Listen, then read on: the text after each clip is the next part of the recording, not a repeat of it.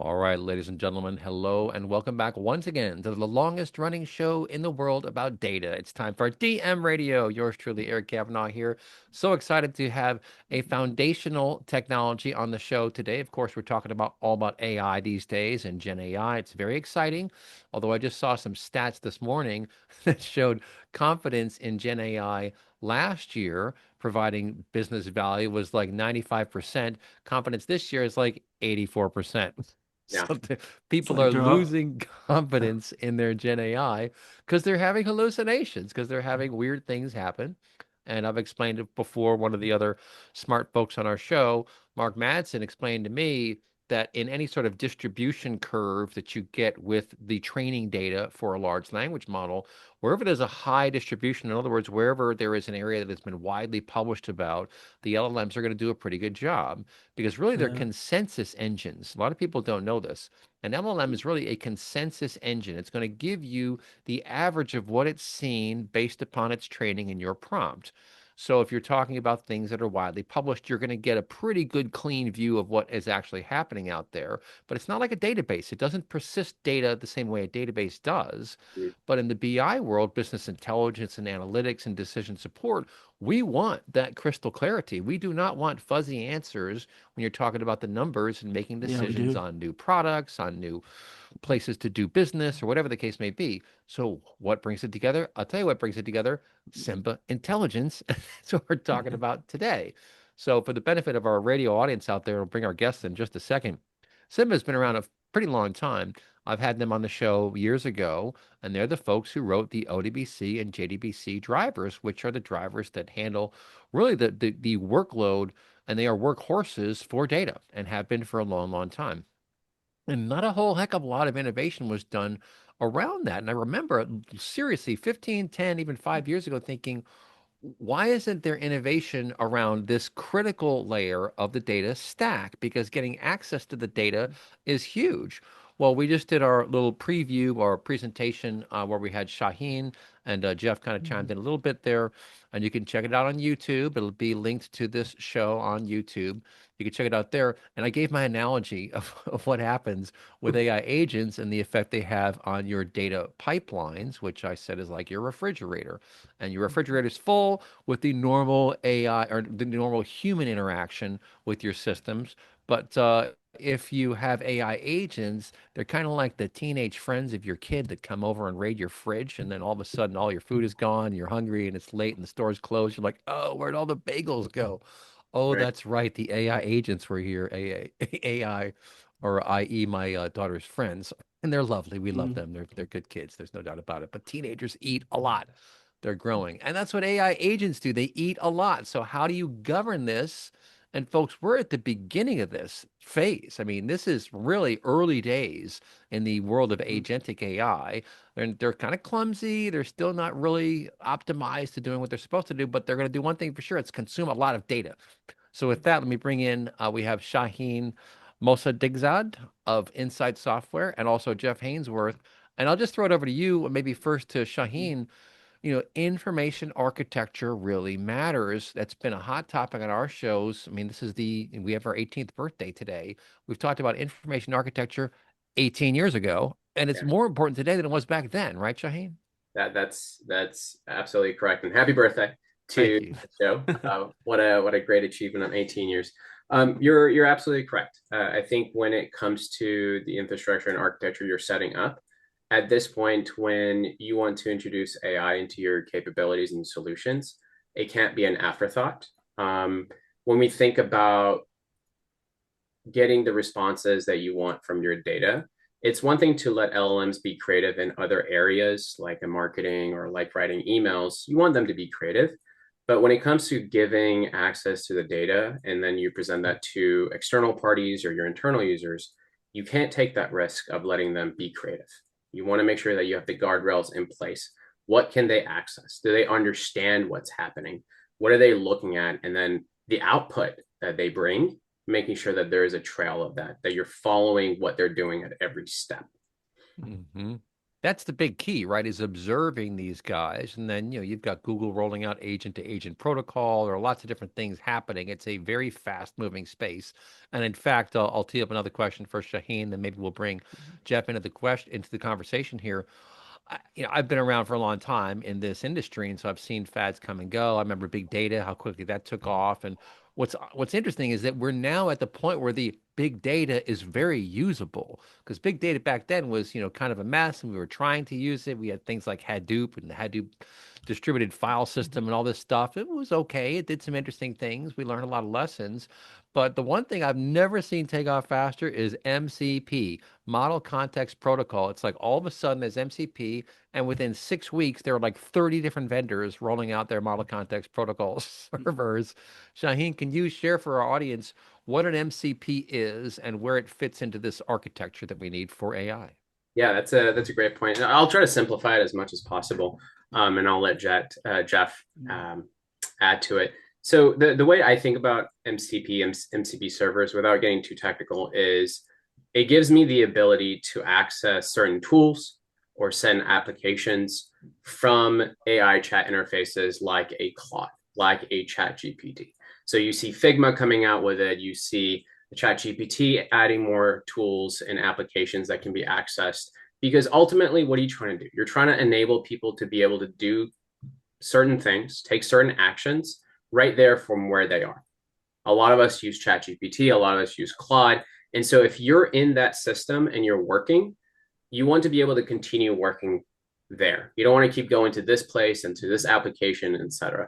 And so what MCPs really do from my perception is that they enable you to access all these tools in a way that is then combined with the power of LLM. So for example, for Simba Intelligence, the way it works is you now have access to live production data. It is governed. And so if I'm marketing and I want to understand how a certain campaign took place in the last week or so, I can ask those questions. I get access to only the data that I have information, and then it pairs it with a Claude or a Chat GPT to then get the insights I want from there. So it becomes Mm. really powerful of you being able to do what you want to do without leaving the system, but also getting access to the data that is important for your day-to-day workflows. Jeff, Yeah. anything Yeah, to add on that one? yeah, To no, me, that's good. it's Jeff, go absolutely ahead. fascinating because I think we've kind of entered a third era of analytics, right? I want to take you back a little bit first. Eric, you and I have talked about this in the past. In sort of the late 2000s, everybody was driving for that single version of the truth thing, right? Excel hell everywhere. Everyone's coming up with their own answers. This sounds very much like the AI problem of today, right? How did we solve that? Governed, trusted dashboards, right? That's what we tried to get in front of people. But then that wasn't enough, right? The dashboard's not giving people the answers. So then you had this second movement, self-service.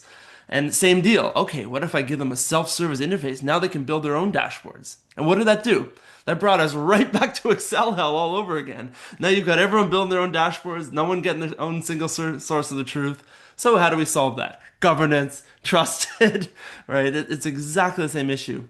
Now we're moving to sort of a headless analytics and BI era, and that's what MCP is really enabling. We Hmm. don't have to be in these BI analytics tools. We want to be in the tools people work with, which is really cool. But AI has generated a new problem. Lack of governance, trust, and yeah, just access to that data, making sure the roles and everything are split up. So we really have come again full circle. And it's very much, as Shaheen was saying during his introduction, it's the same problem. It's just new technology. And Eric, one thing Hmm. I actually found really interesting, you mentioned just growth. Have you seen those charts where it's like how fast a new product makes it to 100 million users? And you Yeah. have like, your TikToks, your Twitters, or over the years, and it's months to years, Facebook, 4 years, something like that. ChatGPT, 2 months, right? Just how fast this is blowing up. So very interesting the It's direction it's going. It's crazy. Well, and to an earlier point, the hype has exceeded the reality. And the key is to really understand how and where and why to use these technologies and how to stitch them together. And that gets us back to architecture. And it's funny because you mentioned that we had this single version of the truth, then we had self-service. And Shaheen, I'll throw it over to you. Well, AI agents, by definition, are autonomous. So they are serving themselves, right? It's a new level of self-service BI that the AI agents provide, right, Shaheen? That's correct. And so when you build AI agents, you're giving them steps to take action autonomously. And so the trust part that Jeff alluded to there, it becomes real key here because you need to monitor exactly what they're doing. They're not always going to be accurate. They're not always going to do the things that they want to do. And so that's where you start making adjustments. And folks call it evaluations, evals. What are they doing? What is the response that they're giving? And then you're fine tuning them along the way. That's something that you always have to keep in mind as you're exposing folks to AI agents. You don't want them to just go and do certain things. You have to monitor. You have to verify what they're doing is actually correct. Yes. And that's the key, is the monitoring. And so that, humans need to be in the loop there. But I guess the real key, and this is why you want to focus on the information architecture and understand that traditional information architectures built for human consumption are Right. very different than architectures built for dynamic AI agentic consumption. That's the key, is that these guys want a lot of data and they want context and they need it. They can't be drowning in data. Maybe I throw it over to Jeff. You don't want them Yeah. drowning in data, but lacking the context and the meaning. It's the meaning that really matters. And one of the things I've noticed with these large language models, it's probably due to context windows, is that if you give them too much instruction, they kind of fall apart.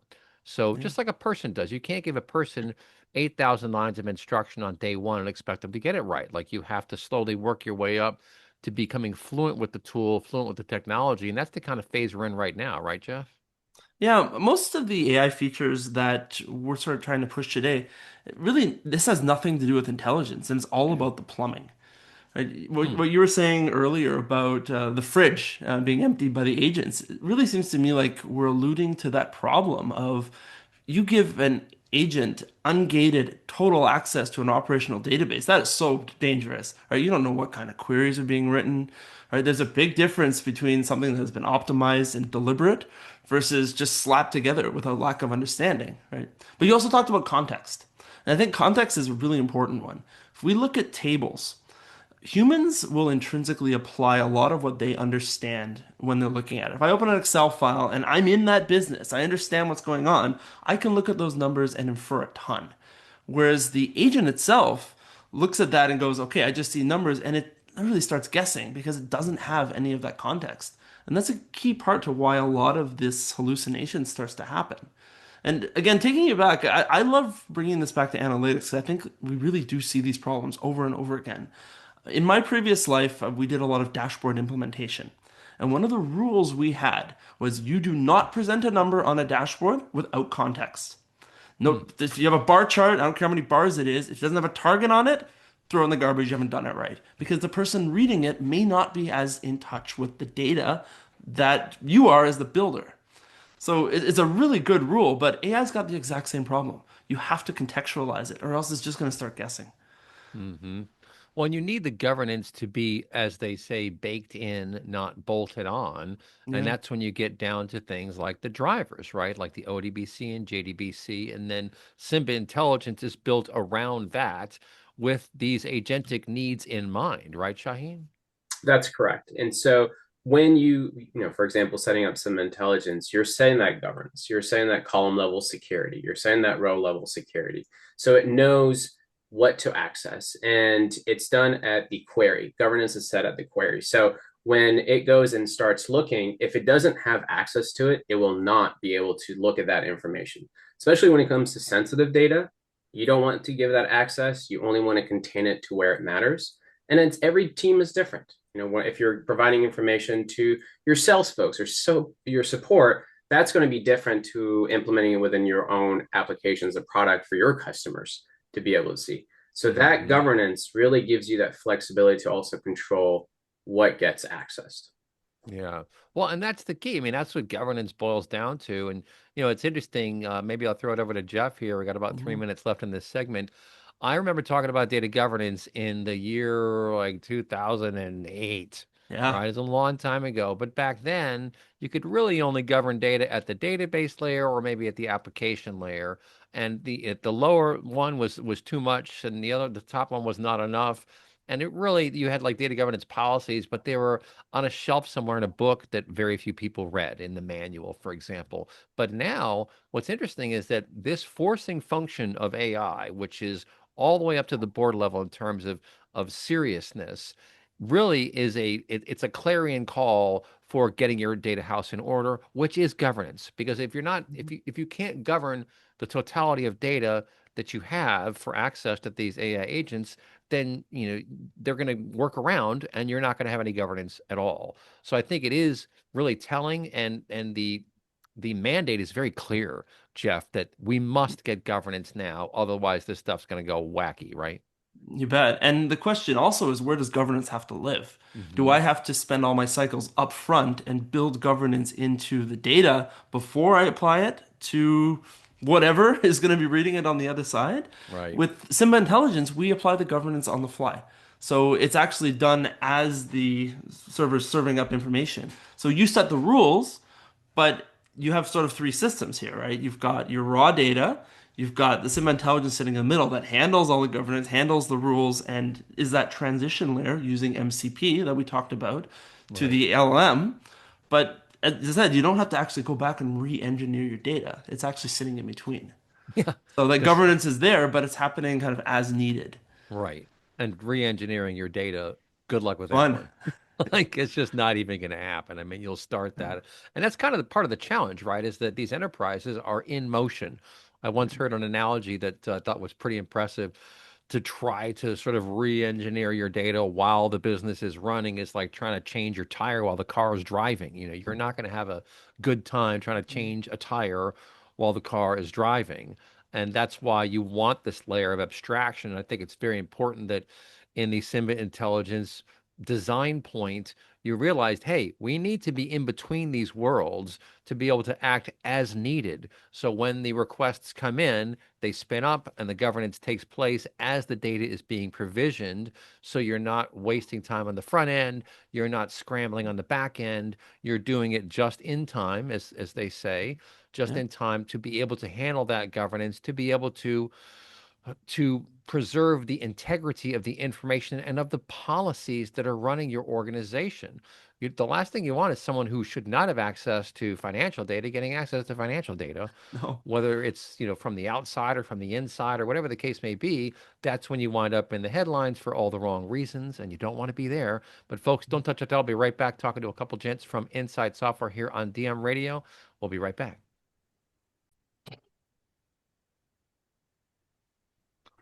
All right, folks, back here on DM Radio, talking all about agentic AI and being able to govern access to data to be consumed by the AI agents. Because I got to tell you, these AI agents, the ones that are good can do amazing things, but they can also do terrible things. It's like an Raid your intern, refrigerator. like the refrigerator. They can raid your fridge, and you don't want that, especially if you're really hungry and it's late and you forgot that the kids were over. And then, yeah, that's when things go south real fast. But these agents, they need data now. They need the right data. They need the right context. They need the right semantics. And so you folks have come up with pillars. There are four pillars. You say, well, pillar one is context by design. So beyond schema, semantic understanding of business rules. Shawhin, maybe I'll throw it over to you. Talk about pillar one of four for giving these agents the governed data they need. Yeah, happy to do so. So when we think about context, is these large enterprises, large schemas, large tables, being able to understand that. And so it's giving folks the ability to have a partner, to be able to run through the tables, be able to understand what's going on with you in the process, and setting that semantic layer and setting that understanding across the board. So when an agent is going to look at a question for you, it knows what to look at. It's not making assumptions on what you're trying to say. It's already set in that context and it's able to give you the answers that you're looking for. And so, whether I'm looking for insights on our sales revenue from the last 3 quarters and trying to understand it versus Jeff or you, Eric, we're all talking the same language and it's giving us all the same context. That's where you're really looking for deterministic answers instead of running off and hallucinating of, well, what is it? What do you mean by Q3? Right? It will make assumptions if you don't provide it that context. Right. Well, it actually reminds me, this is a fun analogy. Years and years ago, I lived in Italy for a while and it was absolutely amazing. Yeah. But they warned us, they said, because we were kids, we were teenagers, they said, look, be careful asking the locals for directions because if they don't know, they'll be embarrassed to say they don't know. So they'll just give you some information. And that's like the AI hallucinations, right? Yeah. they're eager. They're built to give you answers. And Wow. so they're not going to come back and say, "Hey, I really like the direction you're going. I don't know." Mm-hmm. They'll give you an answer whether you like it or not. There's a reason at the bottom of every of these chat interface says verify, Yeah, that's right. right? It's not bolded, it's light, but it says it, and that's the thing you take into account. I'll That give you an interesting one too. So I sometimes use multiple LLMs to do work, right? And I found that Claude, for example, does really well with writing, but I actually hmm, really like some of the ChatGPT features, specifically voice to text. So hmm. one of these use cases, I had two windows open, and I'd be in ChatGPT voice to texting like long paragraphs of instructions, and then literally pasting it in to Claude. But a couple times accidentally, I had hit enter. ChatGPT's trying to answer this, like you don't have any context, like you have no idea what I'm talking about because I'm talking to the other guy. Right? It's crazy, but it will do its best to try to give you an answer, right? That's Regardless wild. of whether it has the information. And that's why that, like we talked about contextualization so much. If you don't provide it, it'll figure it out, right? Well, and Not in I a good thought of, way. yeah, I thought of a really good analogy for an example, really, for when you can tell that the context was not absorbed by the LLM. So we have all Hmm. these Read AI and Fireflies. Everyone's got their note taker that Yeah. attaches now. And what's kind of fun is if you chit chat at the beginning of a call about your vacation or where you were going, or maybe you weren't feeling well or whatever. Well, that's not the meat of the call. That was the chit chat at the beginning of the call. But the agent that recaps the call thinks it's part of the call. And so let's say, oh, the conversation revolved around going to Mexico and this and that. It's like, no, that was the chit chat before the call. But this is an example of how agents will get things wrong because they're just consuming what comes their way. What do you think about that analogy, Shawhin? No, I think that's great. You want to set that context. So if we're having this chit chat and you're saying, okay, now the conversation is starting, Right. able to know, okay, this is where I start. And That's right. so that's where it becomes important to have that context. Yeah. If I am in Claude, for example, and I'm asking a question, I want to make sure that the same question that Jeff is asking, it's getting the same response as well. And so if I say, hey, do an analysis of this call, what were the next steps? We're both getting the same answers instead of Jeff getting, oh, he's also going to Mexico versus I'm not getting that answer. And so Right. that's really important to have as part of Yeah. the process.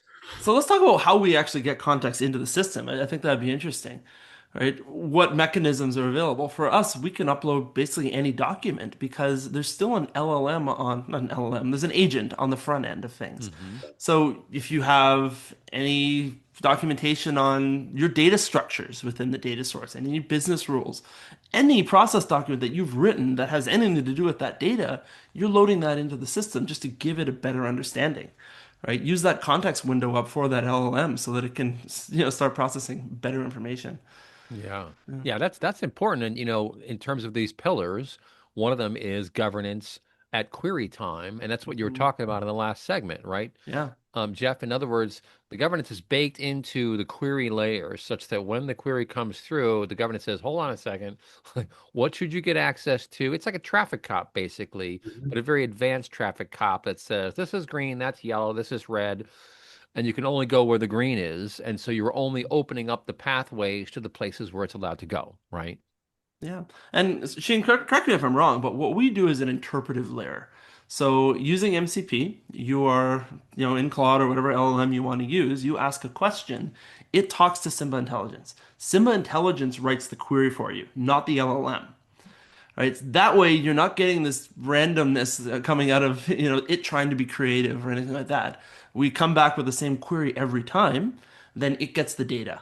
The LLM gets the same data every single time. That way, Right. you've narrowed that contextualization window. Oh, Right? You've governed what it's going to get back. So there's a lot less guessing. right. There's still creativity in these things. That is never going to go away. But just because you've spoon fed it so much of the information, you're going to be, you're approaching the 90% in terms of deterministic Right. responses versus the 10% you might get without something like that, right? So it makes a Right. huge difference. Yeah, and there are three pillars, by the way, guys. I Yeah, misspoke. There are three pillars. So we're talking about context by design, governance at query time. That's what we yeah. were just discussing. And then the third one, zero movement data access. Maybe Shaheen, I'll throw that one over to you. What does that mean and why is it important? Yeah, so this right here, I think, is the critical part of the entire thing is the queries are happening in place. You're connecting to live sources where they are, not you need to create copies of it so that Simba Intelligence can access it. So when you think about data residency and sovereignty, you don't want to move data anywhere. You want it to be where it's at and then open up the capabilities to Simba Intelligence.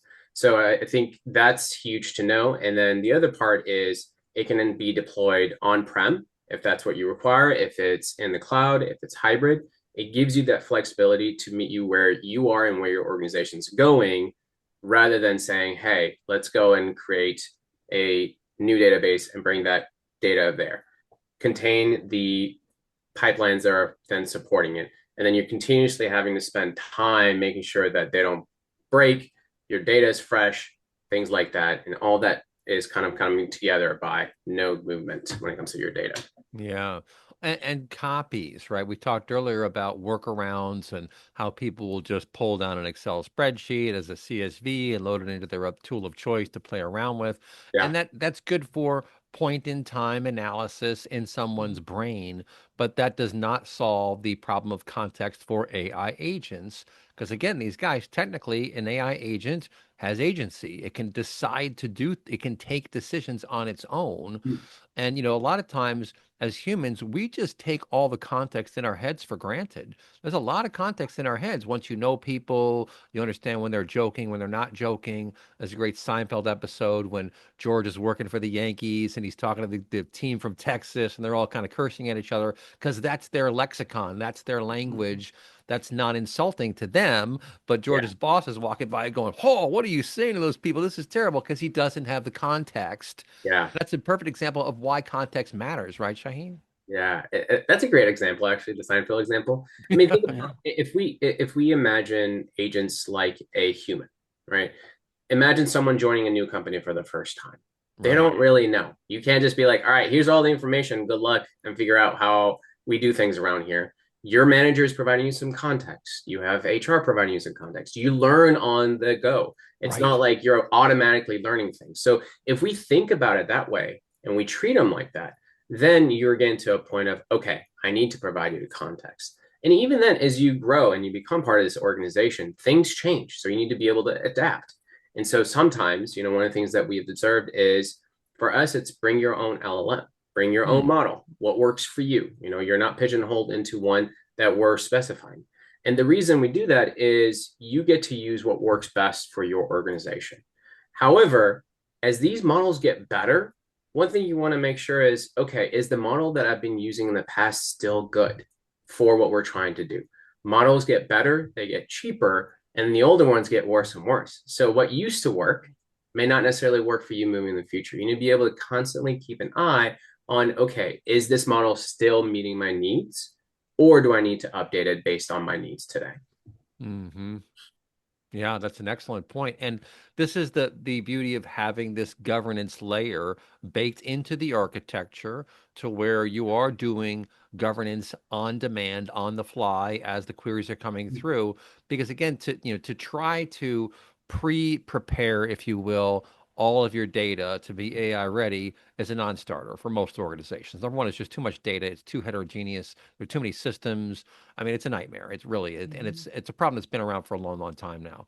So that's just not going to happen. And you don't want to be having to do it all the time. It's almost like security, right? Security is always running, and governance is tied to security. They're similar functions. Governance is trying to control what you have access to. So is security, right? So to have that lightweight, just-in-time type architecture it's economical and it's efficient. I'll throw it over to Jeff to comment on that, right, Jeff? Yeah, I think one of the things that happens is there's a lot of hand waving in this space right now. People either really trust AI without really digging in, I think, or there's no trust at all, right? And it's like pick a side. But in a world where context, governance, data access are optional, that's where you're going to get into those statistics that Shaheen was showing earlier, 90 something percent failure rate.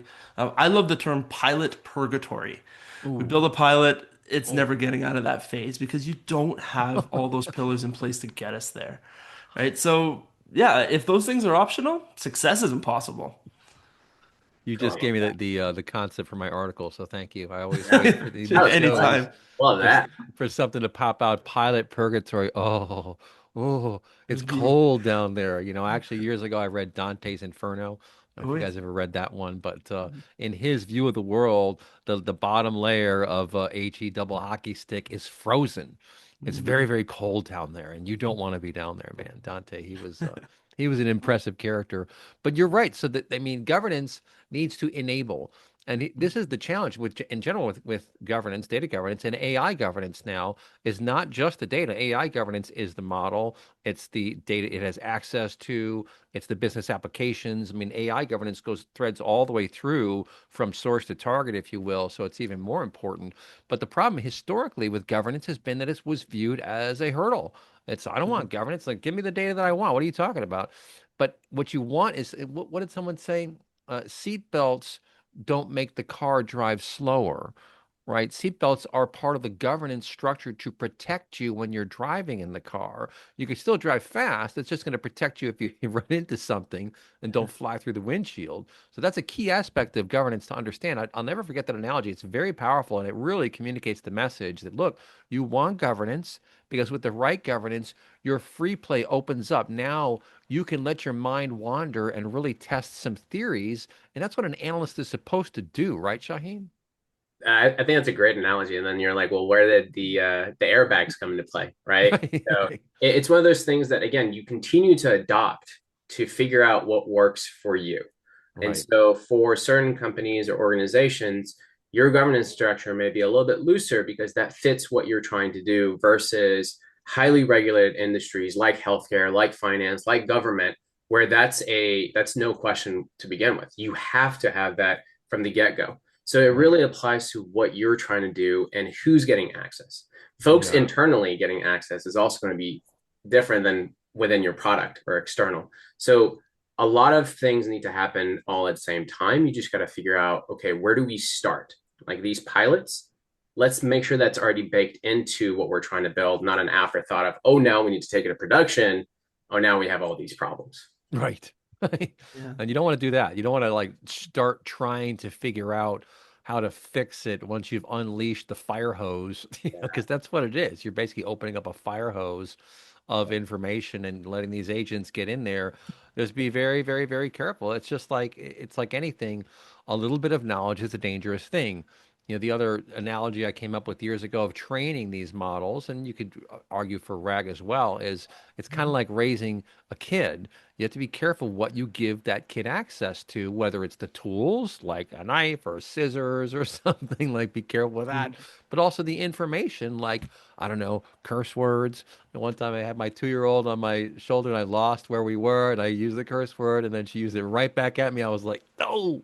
I had the Homer Simpson moment. You got to Whoops. be careful because they will use it. They will. Anything you give to an AI agent can and will be used against you. So watch out for that. But folks, don't touch it. I'll be right back. You're listening to DM Radio. All right, folks, back here on DM Radio, fascinating show today, talking to Shaheen and Jeff of Insight Software, and we're talking about giving agents the trusted, governed data they need. And one of the big use cases now that's really taken off everywhere, I believe it came out of Facebook, is so-called RAG, retrieval augmented generation. And it is what it sounds like. So you retrieve something from the model, and then you want to augment that to be more precise for your particular use case. But Jeff, maybe you want to talk about that in the context of this architecture. Yeah, one thing I'd really like to talk about is I hear a lot of people saying that RAG is the solution to this. And I'd like to challenge it really isn't. RAG Hmm. was built for structured data. Hmm. RAG is what you're Oh. going to do when you're uploading your PDFs and your CSVs and you're kind of preparing everything that way. It's not a replacement for what I would call driver level access. You Hmm. think of any other data touching tool that we've had over the years, and I need to give it access to a new data source. What do? We usually throw a driver at it. You may not realize that's what's happening, but an ODBC, JDBC, in some way, even if it's wrapped in a REST API or something like that, still a driver. So you're plugging in new connectivity. The LLMs don't have that capability. I can't go behind the scenes and simply plug that in. And that's the difference, right? RAG wasn't built for this. Something like Simba Intelligence is giving me driver level access to that data. rather than trying to find a workaround. Like, what are you going to do? Build it yourself? Like that, it would be really hard to take that on. You really do need a solution where it's like a lot of this work's been done. Am I going to re-implement governance? Am I going to re-implement Right. row-level security? Right. Like it just becomes a very hard problem. Well, and I'm kind of reminded of the Hadoop craze years Mhm. ago, because for those who lived through the Hadoop years, it was almost like the Calvinist movement or something in religion, where you just had this different technology and different approach, and you had at one point I think seven different distributions of HDFS, and it's like, wait a minute, do we really need seven different distributions of HDFS? And the answer was no, because then it was six, then it was five, then it was four, and it was down to like three, I think, at the end of the day. There was the Apache version, the Cloudera version, and the Hortonworks, and then Cloudera and Hortonworks merged. So it's the same kind of thing where it's like you don't want to have to build whole components that are already readily available. And Shaheen, will throw it over to you. Again, getting back to the basics of drivers, of low level functional objects called drivers, ODBC, JDBC, they are the workhorses of data. So if something does a job really, really well, let that thing do the job and then build your world around that, right, Shaheen? Yeah, no, that's exactly correct. Because the way to think about it is, and Jeff alluded to this, is like if you're going to go build it yourself, the cost associated with it of doing that is also going to be tremendous. Not necessarily from the resources that you're going to assign to and the maintenance of it and trying to figure it out. We've actually worked with customers who've tried to do that, and they very quickly realize how much their costs exasperated. And Wow. it's not just the resources and the folks that you're pulling off of initiatives. But what does that mean then also from a setting up your governance, setting up everything that comes with it? And so that's where Simba Intelligence really fits into the play here, built on technology over the past 3 decades with the query agents or engine system built for you to be able to do that. Right. So Yeah. we've covered that for you so you can focus on what's important for you and your customers. You don't have to go build something new when you're focused on what you're trying to do. Well, and there's another key part of this that got me very excited, which is the semantic side and understanding business logic. So by having this intermediate layer, the semantic layer, this layer of abstraction in which you have some rules and policies baked in, you can learn over time that, for example, this organization, this group runs certain queries at this time every week or at this time every day. And by having a system that can kind of monitor for that and watch for it, you can do dynamic provisioning such that you know we're going to need more throughput from 9 a.m. to noon every 15th of the month, if it's a weekday, for example, because that's when the analysts are doing their work.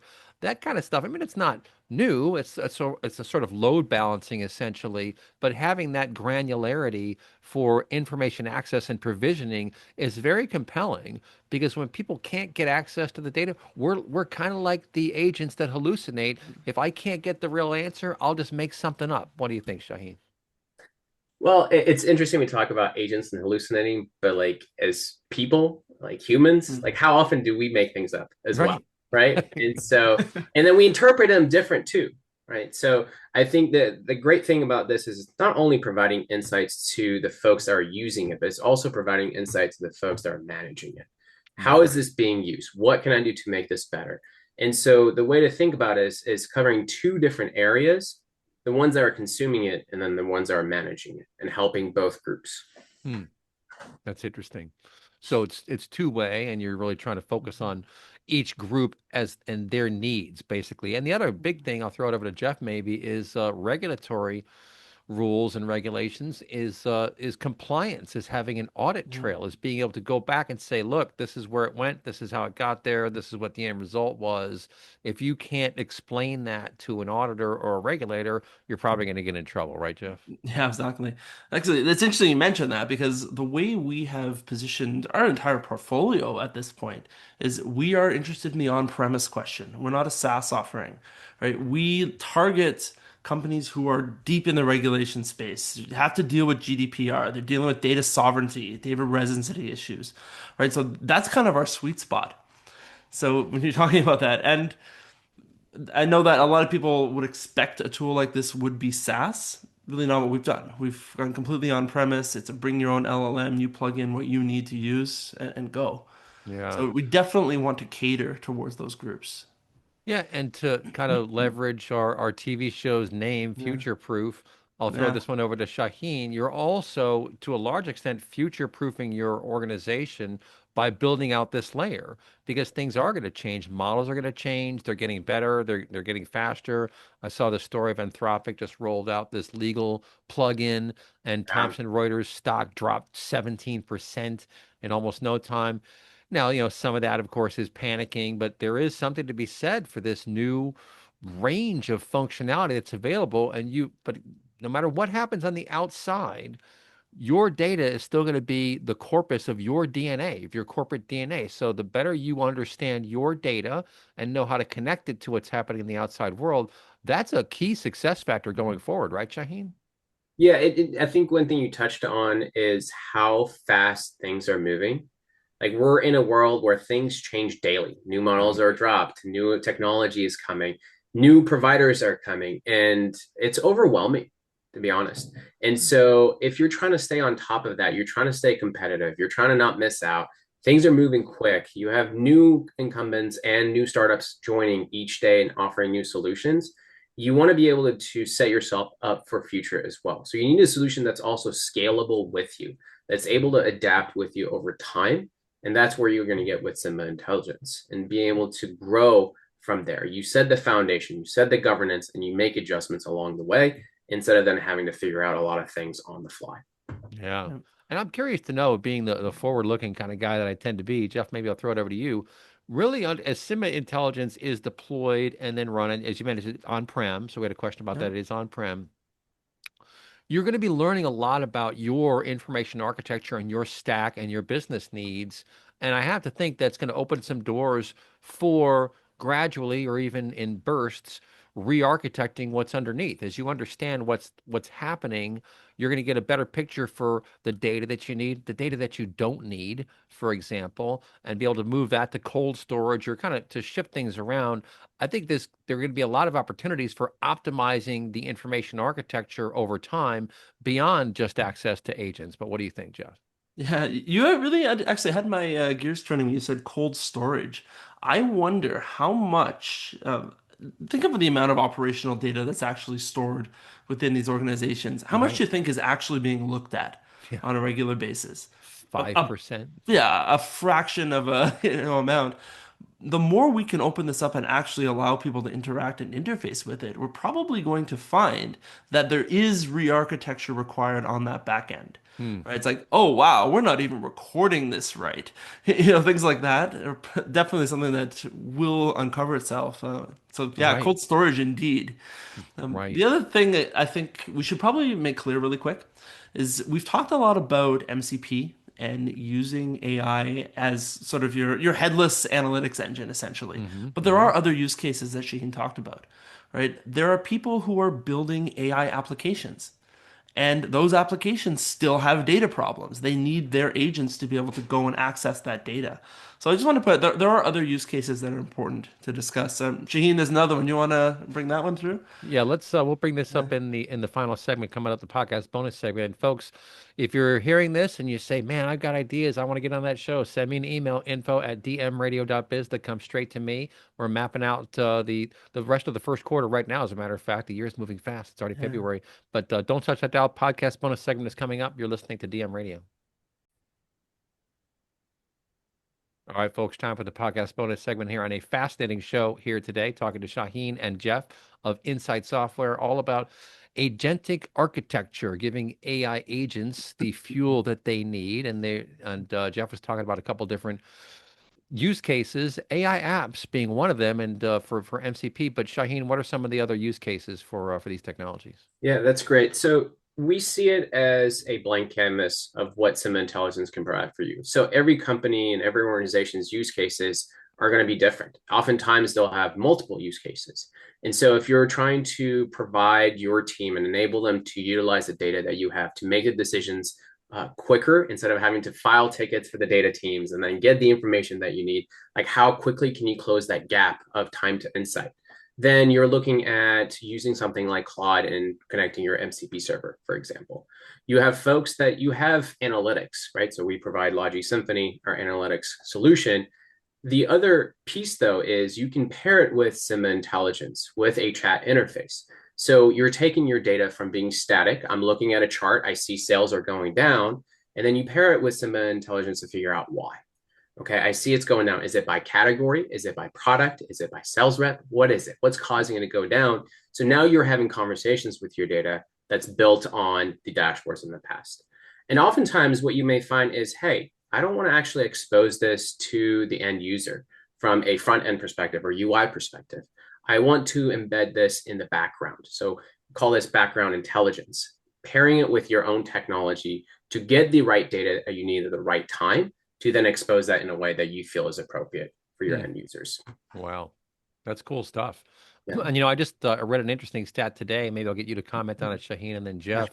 I think the folks from Databricks were saying that from their own research and their client base, Mm. something like 80% of data products are now being built by agents, is what they Mhm. said, which is kind of interesting. I mean, the thing with these agents is that again, they need context, they need Yeah. the right amount of context, and they need the semantics. Like the context is good, the semantics is much, much better because that's the meaning of things like terminologies, business glossaries, things of this nature.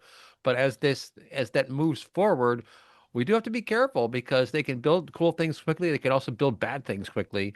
One Yeah. of the hurdles I'm hearing about from people who work with a lot with Claude, and this has a lot to do with context windows, is that when you this is a very interesting thought. I'd be curious to hear you guys' perspective on this.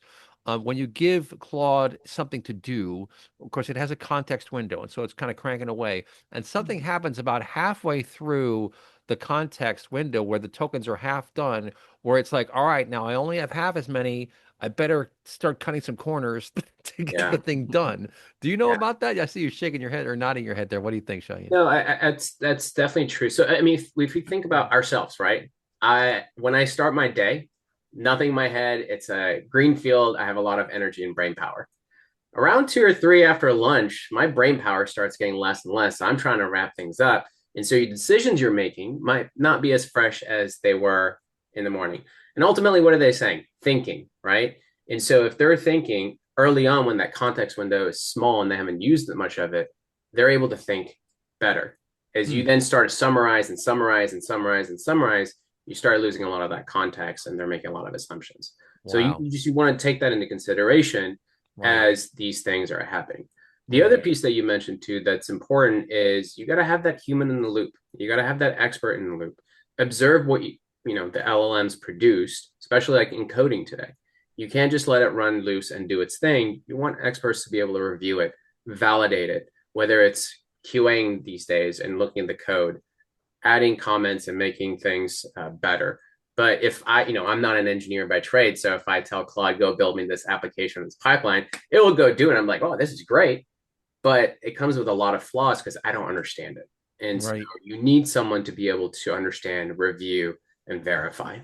Right. Well, and that is a key part of the whole architecture here is understanding top to bottom. And this is why enterprise architects are very important people and are Yeah. probably going to be more important in the next few years as we go forward.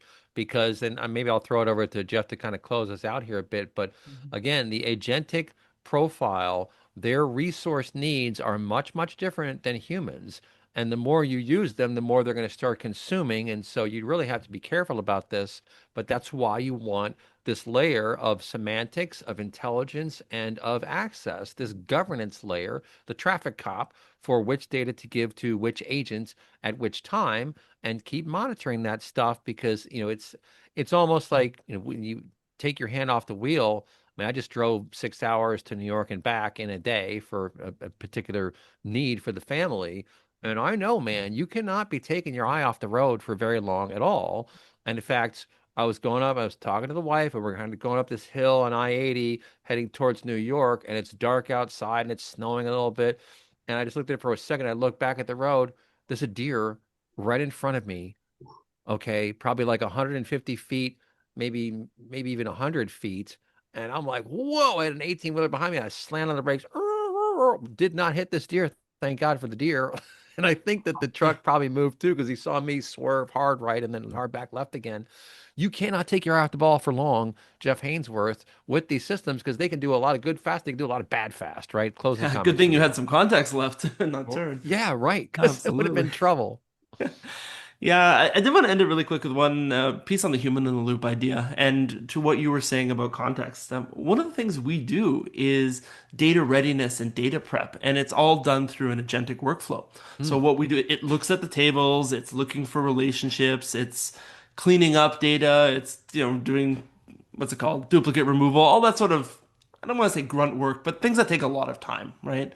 And we do keep a human in the loop for that deliberately because you could let an agent go ham and do your entire data set, but having someone actually come in, trust but verify, as we talked before, it makes a lot more sense to do a bit more of an 80/20 rule than a Hmm. just let the agent take care of it because you Right. still have that risk of getting garbage out if you don't Right. verify everything that's been done because they still make mistakes, right? And I think in the programming example that you gave, they certainly chopped it up and they certainly had human in the loop in order to do what was done. And we even had the Yeah. same issue. We tried initially to let it do everything, and we very quickly learned it was easier to chop up the problem, right? Hmm. Take it in baby steps. Yeah, that's good stuff. The Pareto principle, maybe it's everywhere. Yeah, It's like it's all over the place. And I Yeah. actually have a whole theory around that we'll have to share for another show.